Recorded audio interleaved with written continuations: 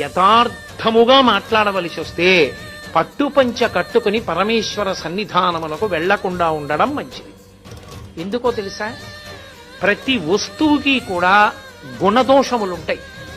ఒక్క పట్టుపంచ నెయ్యాలంటే ఎన్ని లక్షల పట్టు పురుగులో చచ్చిపోతాయి.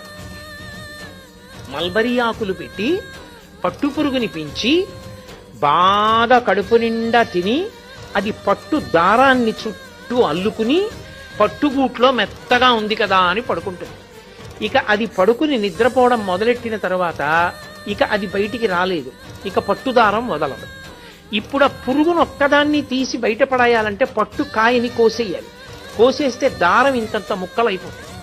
అందుకే పట్టు కాయలన్నీ ఏం చేస్తారంటే మరుగునీళ్లలో పడేస్తారు.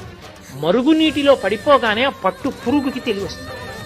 అది బయటికి వెళ్ళిపోవాలని దారాల మధ్యలోంచి వెడుతున్న మరుగునీటికి శరీరం ఉడికిపోతుంటే గిల గిల గిల గిల కొట్టుకుంటుంది.